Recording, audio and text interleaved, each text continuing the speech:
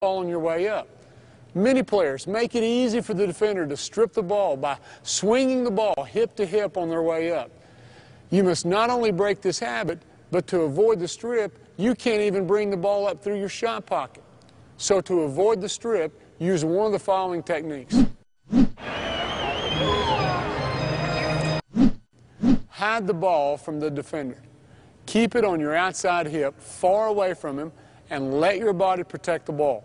Shoot with the outside hand.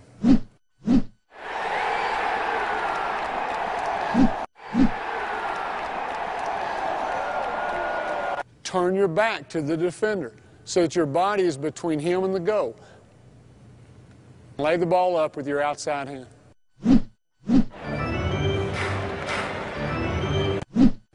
He can only strip the ball when you pick it up with two hands. So give him the inside arm to foul you and never touch the ball with your inside hand. Dribble, pick up, and shoot entirely with your outside hand.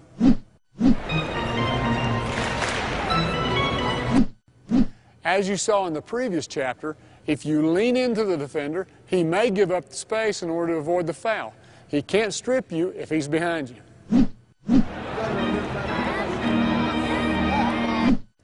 The third situation involves a help defender who's waiting on you, intending to take the charge. The defender's distance from the goal will determine your move. First, let's look at help defense near the goal, inside the lane.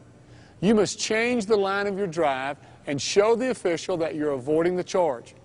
If you go off 1 foot, you can change the position of your body somewhat and give the illusion that you're avoiding him. But going off 2 feet allows you to truly shift your body and change the line of your drive. Here's how. While going into the hop, you'll be deciding which way to shift. The first foot to hit the ground should be opposite the direction you want to go. If you're going to shift to the right, land on your left foot first and shift your weight over your right foot. Your momentum is going to carry you by the defender. Extend and reach for the goal. Depending on your size, length, and athletic ability, you might finish the move with a finger roll, a teardropper, or recompose and shoot with 2 hands. But what if the charge taker arrives early and outside the lane? You can still get to the goal by hopping around the defender. You need to protect the ball, change direction to avoid the charge, and cover enough ground to get to the rim. Let's break it down. Snatch up your dribble and leave the ground off 1 foot. To avoid contact, change the angle of your drive with a long hop. Turn your back to the defender while in the air. This protects the ball with your body. Whenever you place your body between the defender and the ball, you're practicing a good fundamental. Now, land on 2 feet and extend to the goal.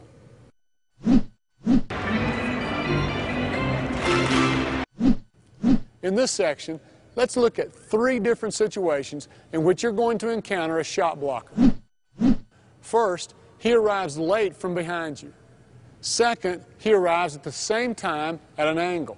And third, he arrives early and is facing you.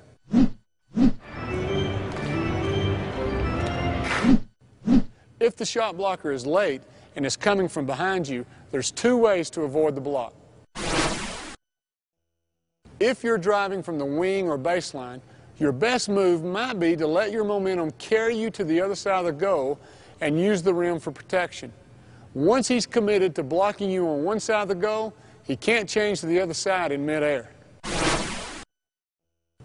But if you're driving from the top, it will be tough for you to change sides of the goal. Instead, create so much space between the ball and the shot blocker that he can't get the block. This can be done by angling your body, jumping horizontally, and extending the ball in front of you.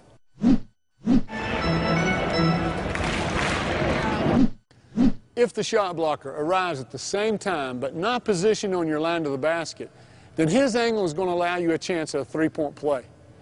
Don't try to avoid contact and lean away from the shot blocker. This gives him a better chance of blocking your shot, and you have less of a chance of scoring or drawing the foul. So here's how to finish and get the 3-point play. When the shot blocker jumps, you must also leave the ground and draw contact while you're both in the air. Plant your inside shoulder squarely in his chest. At the point of contact, the line of your shoulder should form the letter T with his shoulders.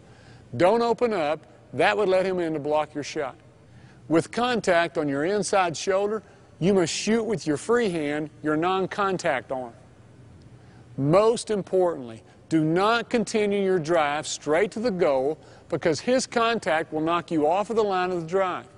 Instead, shift your momentum and jump into the shot blocker. This allows his force to straighten you up and keep you balanced and knocks you back on your line to the basket. But in extreme cases, the shot blocker's reach will allow him to block your shot whether you draw contact or not. In other words, you're going against a great shot blocker and you're just not going to get the shot off.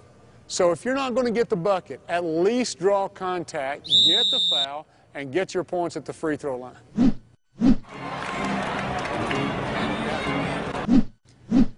If the shot blocker is in position, facing you on the line of your drive, jumping into the defender is going to result in an offensive foul.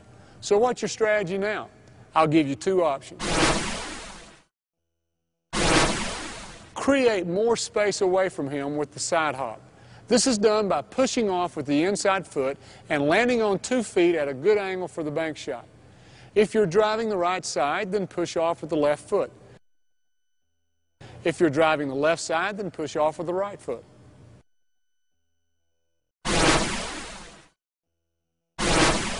The angle of your drive or the available space might not allow you to hop away. Then the teardrop or floater is the option to choose. This takes practice, ball control, and good shooting touch, but it's worth working on. Your dribble penetration takes you into the lane, but you cannot make it to the goal. After you pick up the ball, the help defense closes the gap. What do? I'll give you 2 moves that will still allow you to finish closer to the goal. Shot fake, and if he leaves the ground, up and under. Here's how. Shot fake above your head like a post player. Take the ball ear to ear, pass your hips by stepping through, and jump towards the goal. If you shot fake and he doesn't leave the ground but remains body to body, reverse pivot, spin and seal while you jump towards the goal. I'll give you one more option. Pass. Some players feel that just because they've beaten their man and gotten near the lane, they have to finish. But if you've beaten your man and drawn help, somebody's open. Don't think you have to finish. Be a complete player and consider passing. Who do you pass to?